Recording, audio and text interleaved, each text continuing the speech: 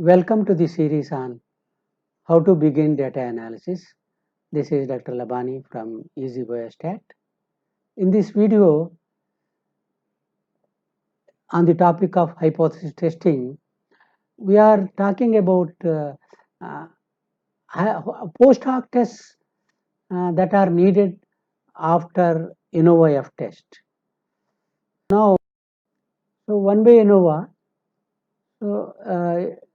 this is used to test means in 3 or more unrelated groups with a null hypothesis of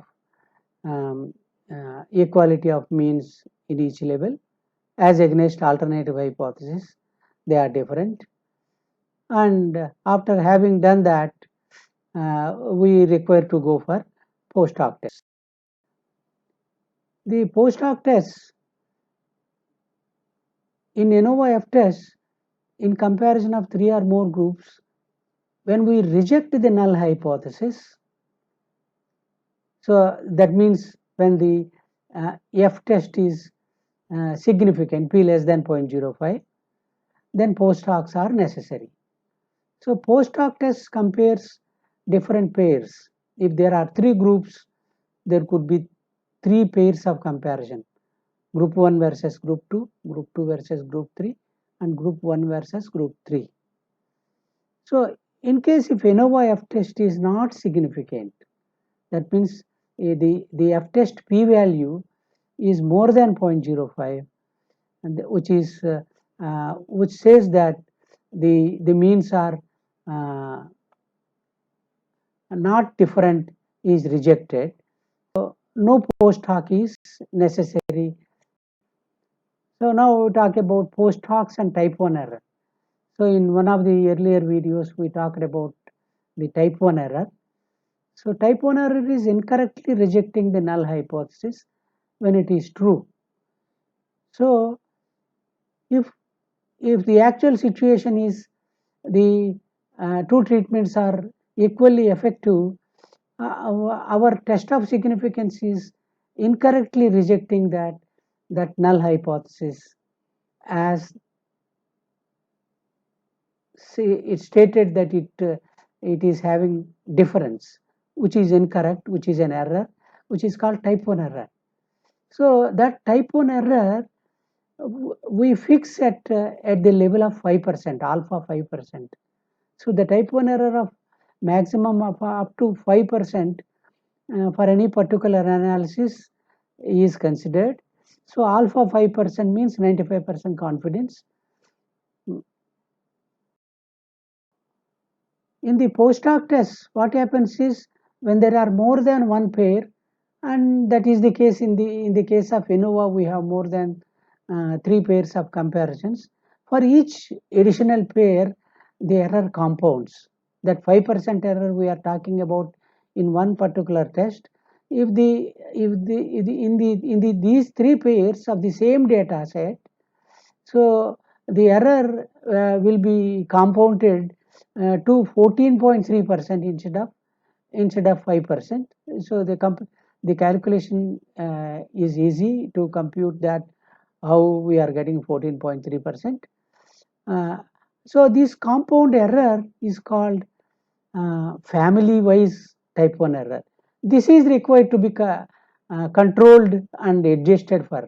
So this is what the post hoc will do for us. And post hoc test will adjust the family errors and maintain the overall alpha level.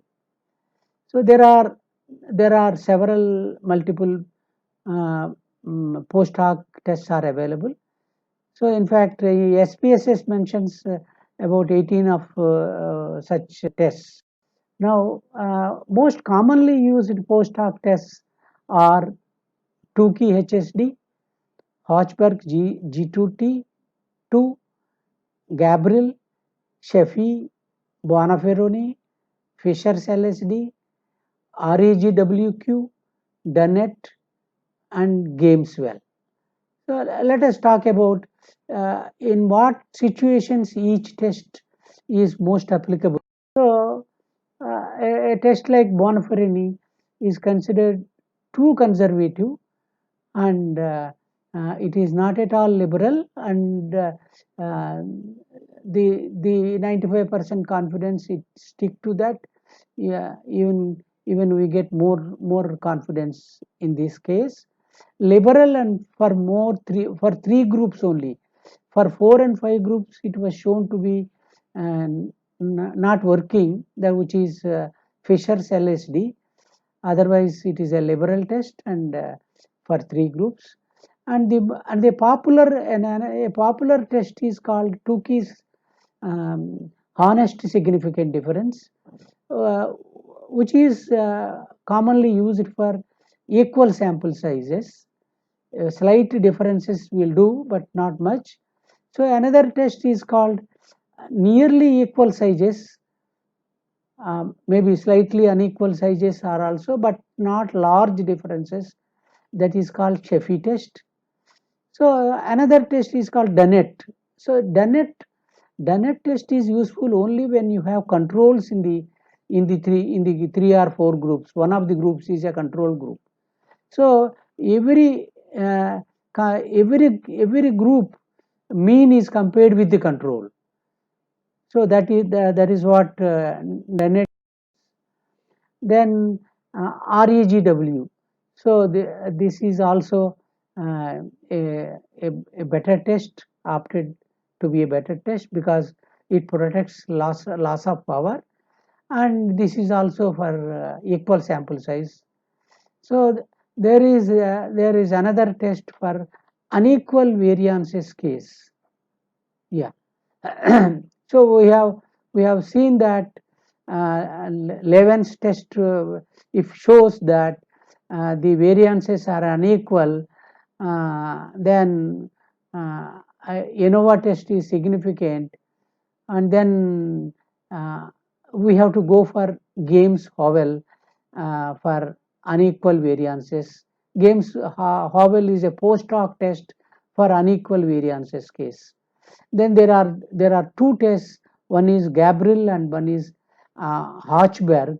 So these are also for unequal sizes, but less differences in Gabriel and large differences also can be done in the Hochberg test. So these are the variety of tests for different situations.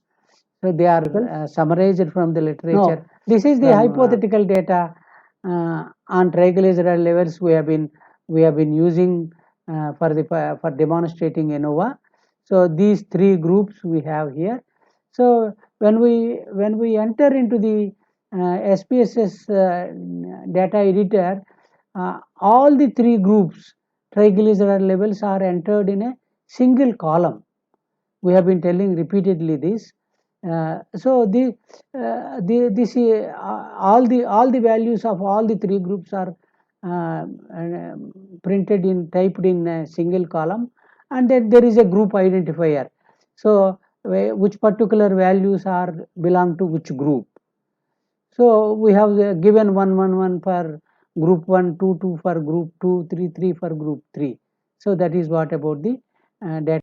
Now the hypothesis we have been talking about, equality of triglyceride levels in the 3 massage groups, and alternative is different. Yeah, 2 groups. Now we go for analyze, compare means, one-way ANOVA. So in the drop down, first drop down of analyze, go to compare means, and then go to one-way ANOVA. Then one-way ANOVA drop down. One-way ANOVA in the drop down you have contrast, post hoc test, and options. So contrast we don't require now for this exercise, for this video. Post hoc and options are needed. So this is a drop down for options. So I have selected descriptive, I have selected homogeneity of variance, Leven's test, and if the Leven's test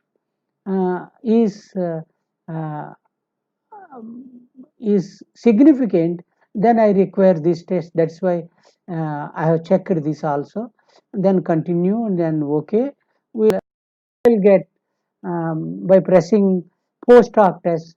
I have got the drop down of post hoc test. These are as we have said that there are several post-hoc tests.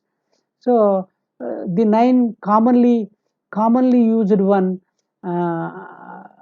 in fact, these are not 9. I have selected only 3, 4, 5, 6, because it is not unequal variance. I cannot select Gomeswell. These are all equal variances assumed. So from Leven's test, we have come to know that the variances are equal. For the demonstration purpose only, I have checked all of them. Otherwise, only we can select one of them, like Tukey or REGW, because our sample sizes are very close, 19 and 20. And one more demonstration I did. So for Dunnett, considering the last group, so control category, I have performed the Dunnett test also for a two-tail testing. So that is also demonstrated. I'll say continue and then OK. I'll get the output. So this is the descriptive statistics, means and standard deviations, and this is Leven's test for checking to check the equality of variances. So this result is not significant. That means the homogeneity of variances can be assumed. So in that case, we can very well go for NOIF test. There is no problem.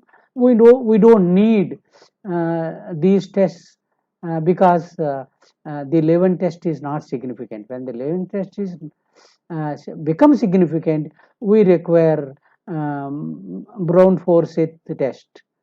So then we go for, because our NOIF test is significant, all the three groups are different. That is what we are able to say now. So we want to say among these whether group 1 and 2 is different from each other, or group 3 is different from the other. These are the multiple comparisons. So if you Tukey, if you say here, so group 1 versus group 2, group 1 versus group 3, like that for all possible comparisons options, their significance are reported here. We can compare and see that there are for this kind of data that we have chosen, all are nearly equal, even Bonferry and LSD and Tukey. So even a popular test and less popular nowadays also can be almost equal, are equal. And Gabriel is the one test we selected, the equal sample sizes and small sample sizes. So this is also equal results we have got. And I have said Dunnett, by considering the one of the groups as control, so my group 3 is control. So 1 versus 3 and 2 versus 3 it has done, and these are the significance. So 2 versus 3 is not significant, and 1 versus 2 is significant. Because so there are differences between 1 and 3, but so no comparison is made between 1 and 2 here, whereas in the other places it is done. Now, in addition to that, the SPSS output will give us homogeneous subgroups among the three groups that we perform testing. So it makes categorization of the homogeneity. So when it is done in the Tukey test, group 3 and 2 are kept it in one basket, 3 and 2, and 1 is kept separate. So that means, so these two are homogeneous and different from this. So the actual difference is coming due to the group 1. So similarly, the other Gabriel test also says that, and REGWR also says that. So this helps us, like these two groups are not significantly different, and these subsets, they are not overlapping with each other. So that is the reason this is a separated group and this is a separate group, and this is significantly different from these two groups. So this is what after having done a NOIF test, various post hoc tests and homogeneity tests are also performed, and these can be reported. With this, I thank you. See you again. Easy Biostat.